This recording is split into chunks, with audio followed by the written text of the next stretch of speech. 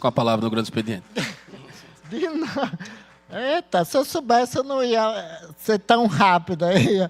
Sim, é isso, demonstrar meu apoio, né, aos professores que estão aqui. A gente se comprometeu, né, de oficializar o governo do Estado, né, eles, né, me entregaram aqui esse ofício, né, de solicitação de auxílio para a impugnação desse possível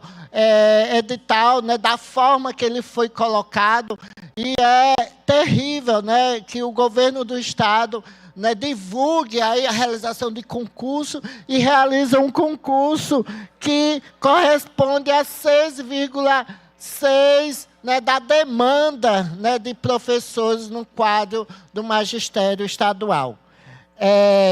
E sobre ainda a educação, né, ontem as professoras e professores da rede municipal de Aracaju realizaram mais uma vigília em frente à Secretaria Municipal de Educação, reivindicando, presidente, entre outros pontos, a atualização do piso salarial do magistério e a garantia de outros direitos da categoria.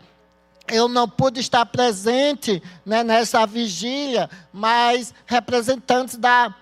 nossa mandata compareceram, informaram que a reunião aconteceu apenas com os servidores técnicos da Secretaria Municipal de Educação, da Secretaria de Planejamento, a CEPLOG, e a Secretaria da Família e Assistência, bem como a Procuradoria-Geral do município. E esses representantes se limitaram a assumir o compromisso de aprofundar a análise ainda dos dados que já tinham sido apresentados pelo Sindipema, o que significa, na prática, mais um mês sem que os direitos, né, dos professores do município sejam respeitados. E a Prefeitura de Aracaju reconhece que não paga o piso e afirma que a prefeita tem a intenção de cumprir, mas já estamos praticamente em outubro e nada foi efetivado. E a atualização do piso deveria ter ocorrido em janeiro desse ano, e a gestão municipal já caminha para 9 meses e segue sem cumprir a promessa de campanha, nem a carta compromisso que foi assinada pela candidata e a prefeita, onde se comprometeu a garantir o pagamento do piso salarial para os professores da rede municipal aqui de Aracaju. O Sindipema apresentou números consistentes, né, que divergiram dos dados apresentados pela CEMED. E ficou definido que as técnicas de secretaria fariam a análise dos números do sindicato e que uma nova reunião será marcada com o objetivo de sair, de fato, com a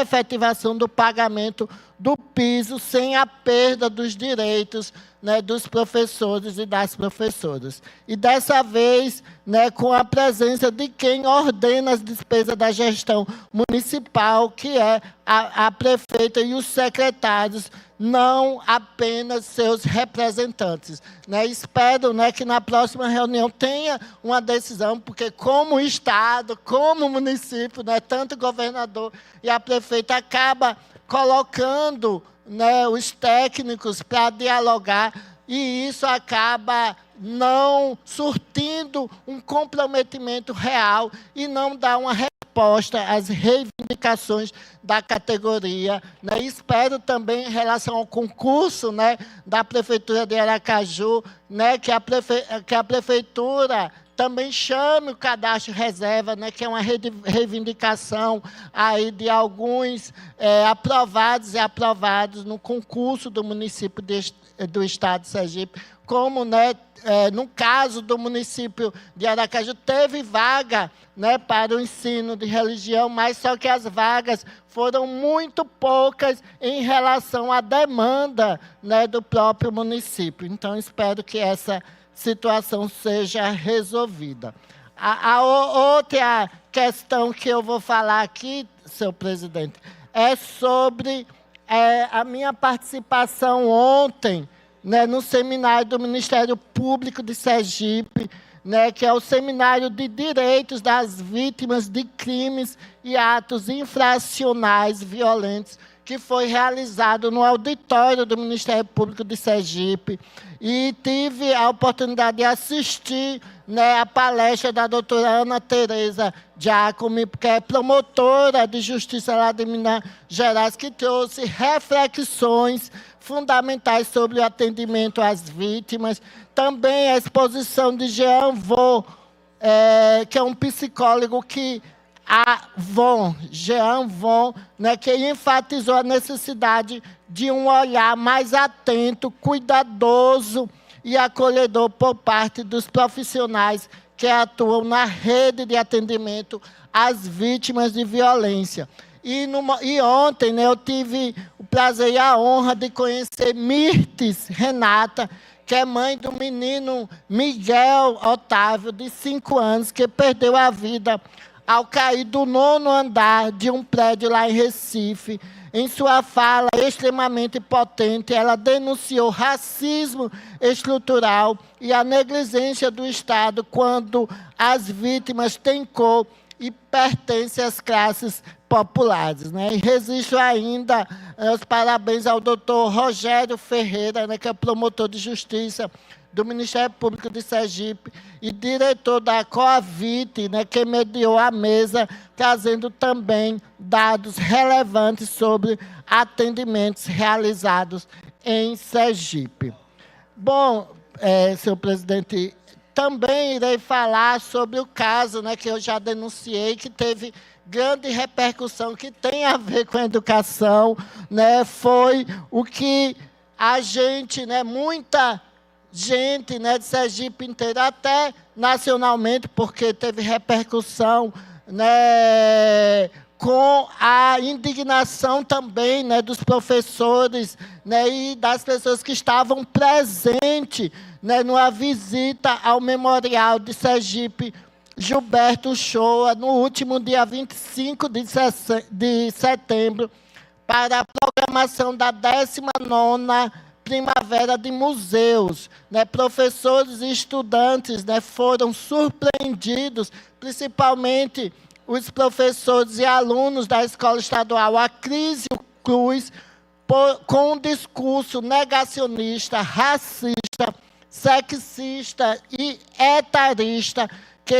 que atacava de forma violenta ideais pedagógicos e pensadores da educação. As falas proferidas pelo líder e fundador do grupo musical Renan Tique destoaram do papel de um espaço de cultura e memória, agravando-se por terem ocorrido diante de jovens e professores, justamente em um evento voltado à democratização da cultura. E por se tratar de um espaço de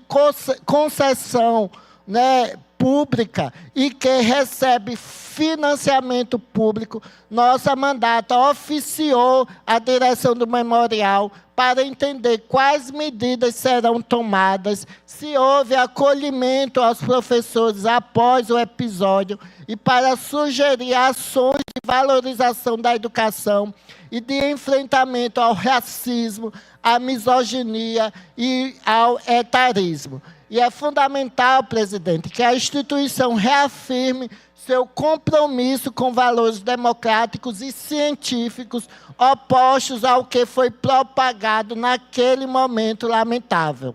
Também ressaltamos que, mesmo este é um fato isolado,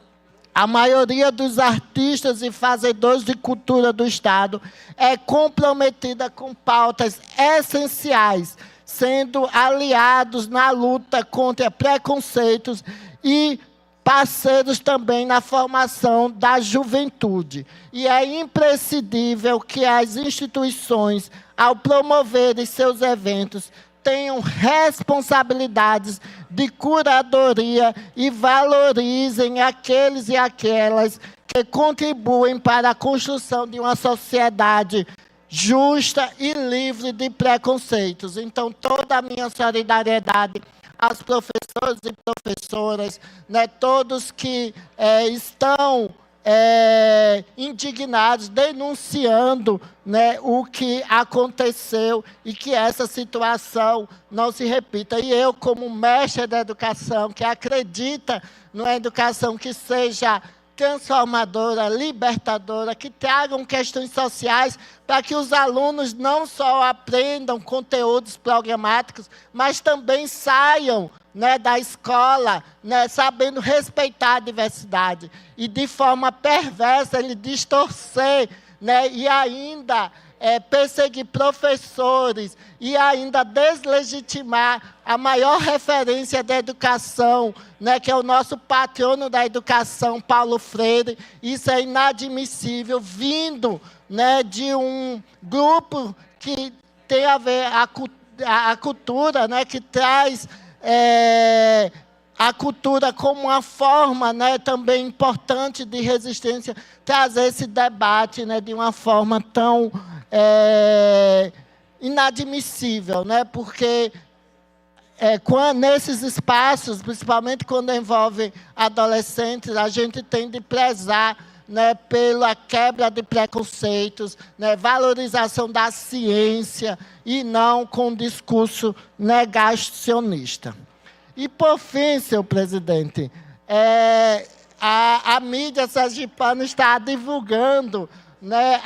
algo que, na minha opinião, e também do que eu já trouxe aqui outras vezes, sobre algo gravíssimo que acontece nesse governo do Estado, que é nomeação, né, de parentes para cargos tão importantes. E isso acaba enfraquecendo o serviço público. E é com preocupação, né, que nos deparamos, né, com esse anúncio de que o governo do Estado, Fábio Mitidieri, convida seu pai e ex-deputado estadual, Luiz Mitidieri, para chefiar a Casa Civil do Estado de Sergipe. A Casa Civil é uma das pastas mais estratégicas da administração estadual, responsável pela articulação política, institucional e governamental com assembleias, câmaras, né, prefeitos e demais atores, o que torna a proposta ainda mais grave em termos de conflito de interesses e fortalecimento de prática de nepotismo no nosso Estado. Segundo a declaração do próprio governador, ele fez o convite inicial a Luiz Mitidieri, que recusou, né, no início, mas recentemente o governador fez novo convite e ele respondeu, né, o pai, que está pensando. Apesar de ainda não haver a confirmação de que o ex-deputado assumirá, as intenções já conhecidas levantam fortes questionamentos políticos, éticos e legais. Quando o governador convida seu próprio pai para exercer cargo de alta relevância no governo, ele coloca em risco a transparência, a imparcialidade das decisões e a credibilidade institucional para garantir favorecimento aos seus interesses, aos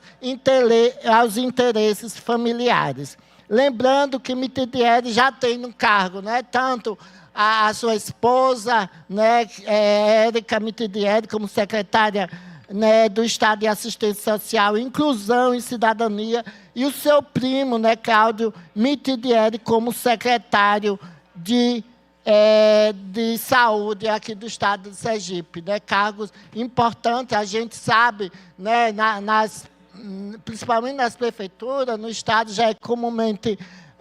que sempre o cargo de assistência social é da primeira-dama, mas é um exagero muito grande, né? Tantas pessoas, né, pastas tão importantes, né, que poderiam estar sendo preenchidas com pessoas técnicas e, infelizmente, fica usando, né, esses cargos como cabide de emprego para familiares, e isso é inadmissível. É isso, senhor presidente, muito obrigada. Quero desejar uma boa semana para todas, todos e todas. A palavra do deputado Jorge Passo.